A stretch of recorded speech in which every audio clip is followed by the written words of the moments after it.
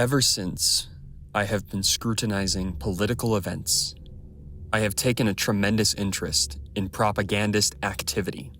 I saw that the social Marxist organizations mastered and applied this instrument with astounding skill, but it was not until the war that it became evident what immense results could be obtained by the correct application of propaganda.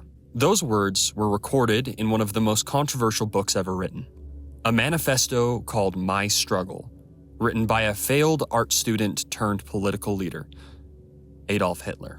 In that short quote, the young tyrant realized something which most people wouldn't understand until the end of the world wars. He realized the immense power of molding people's mind. Later in his manifesto, Hitler complained about how weak Germany's propaganda had been in World War I, which is why when Hitler took power in 1932, he appointed Dr. Joseph Goebbels to his Ministry of Propaganda. Goebbels' propaganda not only cemented control for the Nazi Party, but it also sold the horrors of World War II to the German public. How did Goebbels become such a powerful propagandist? Aside from his PhD, he learned from the masters of propaganda littered throughout human history. One of his favorites was the father of public relation, Edward Bernays. Bernays was one key force which has shaped modern marketing and the consumer economy. It was through his ideas and tactics that we refined the art of convincing people to spend money they don't have on something they don't need.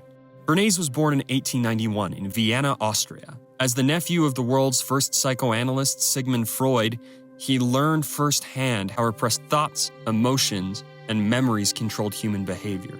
While Freud used this knowledge to help bring those thoughts to the surface and improve clients' lives, Bernays found a more sinister use. He realized that by implanting hidden emotions, thoughts, and feelings in the minds of consumers, he could convince them to agree with whatever he asked.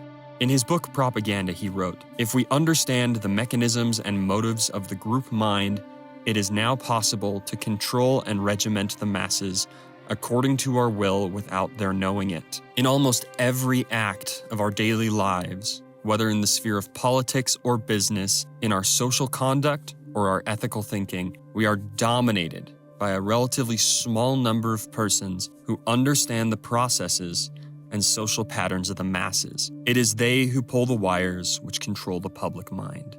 Bernays believed that people were irrational, subject to the whims of the crowd, and that the crowd could be controlled with targeted psychoanalysis. His tactics were instantly powerful. In his various roles, he convinced the American public to take showers, stop wearing corsets, and introduced the American mind to ballet and opera. However, most of his work was not so family-friendly. In 1912, he convinced people that the controversial play Damaged Goods was a wake-up call for sex education in America. During World War I, he worked with the Committee of Public Information to sell World War I to America, a job he affectionately called psychological warfare. His greatest plans came to fruition in corporate advertising. In the 1920s, he was hired by the president of the American Tobacco Company to sell cigarettes to women. At the time, it was taboo for women to smoke in public. To change this, Bernays hijacked the rising movement for women's equality, calling cigarettes torches of freedom. Cigarette sales among women skyrocketed. Around the same time, Beechnut Packing Company hired him to sell more bacon. His solution? Bacon for breakfast. Using the comments of 4,500 doctors, Bernays sold the idea of a hearty breakfast to the American public, with bacon at the center. It was so effective that people today still believe that eggs and bacon are the perfect breakfast combo. In 1931, he convinced consumers to buy more Dixie cups by convincing people that disposable cups were more hygienic. How? By creating ads that linked overflowing cups with venereal diseases. Finally, when United Fruit Company, now Chiquita International Brands, came to Bernays to cement their power in Guatemala, Bernays created a campaign with two goals. First, sell the idea of bananas to the American people. Second, sell the communist threat of the democratically elected Guatemalan government. Both goals were achieved with incredible success.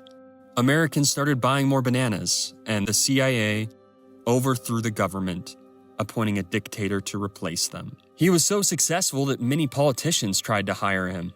Over his career, he received offers from Richard Nixon, the Somoza family, Francisco Franco, and the Nazi Party, because Bernays had mastered the arts of manipulation and persuasion, and he had no problem helping governments and corporations control the people around them. Bernays mentioned as much in his book, Crystallizing Public Opinion.